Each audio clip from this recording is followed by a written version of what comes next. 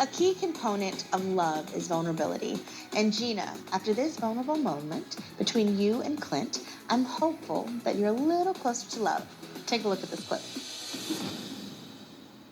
What are 3 things that bring you joy? Definitely quality time with people that I love. Traveling brings me joy. And I would say just decompressing brings me joy. Yeah. Yeah. Share with each other things that were difficult for you in life and how you managed to overcome them. You know, I got a girl pregnant, and she had a miscarriage, unfortunately, after a couple of weeks. And it tore me up because I was super excited to, like, have a kid, and we didn't plan on it. Like, I will be always present in the kid's life. I'll be the financial supporter, like, regardless of what happens to us. Like, I was fully committed. Gina. I know, it's sad. I know. How did it feel being this vulnerable with Clint? I mean, we come from childhoods where we weren't, like, emotion wasn't always, like, the most welcomed thing. It wasn't, we weren't taught how to process emotions. That's probably the hardest part for us, is like diving into emotional conversation. But it was admirable to hear how he felt like as a dad, because for me, like, I didn't come from a planned pregnancy, and so and my dad wasn't heavily involved. So listening to how much he wanted to be involved and wanted to be a dad was super inspiring and admirable. So did he like unlock a little piece of your Yeah, a little piece of your heart with that? Yeah, it was very Is he starting sweet. to feel a little bit more like your husband? I think building on that foundation of emotional vulnerability is really what we need.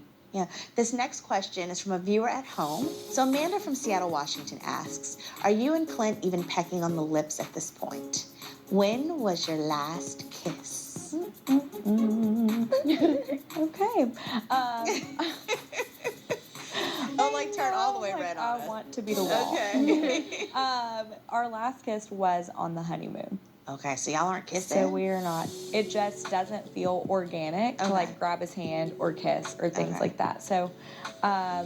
So Hank's getting more action from the two of y'all. Hank's definitely getting more action, and Hank typically chooses Clint for me. But fair enough. Okay, well, Clint definitely learned his lesson about commenting on a woman's appearance, but apparently not all the husbands were taking notes.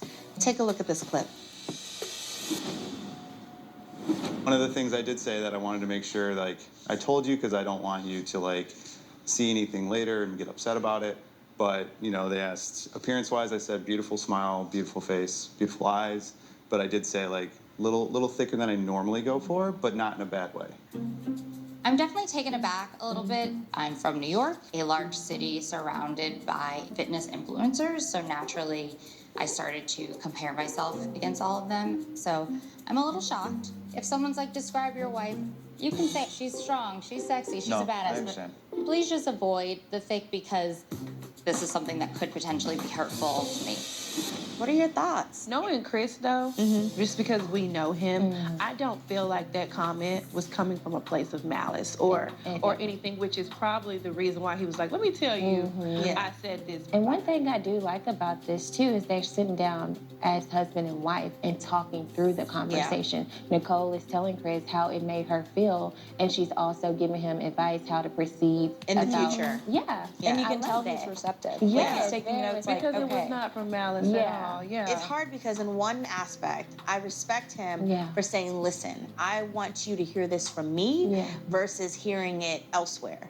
Did Nicole tell y'all about any of this? I feel like she told me about this. Yeah. Okay. It breaks my heart because I know I can speak for all of us when we look at Nicole, and she is so beautiful to me. Like, it sucks when you can't get in someone's mind and make them believe what you believe about them. And so I think this is hopefully a growing experience for her to just continue to become resilient and like happy with her self-image. And I mean, I can definitely relate. I feel like Clint vocalized his opinion and obviously didn't vocalize it in the best way, but once he realized my feelings behind it, he wanted to know, like, what can I do to make you feel better? Yeah. The minute that I forgive someone, I'm not like a grudge holder. I won't hold resentment for later. And so, yeah, it's hard on both ends, I think. Going back to the social media piece, please don't compare yourself to these false, fake versions that people are putting out on social media.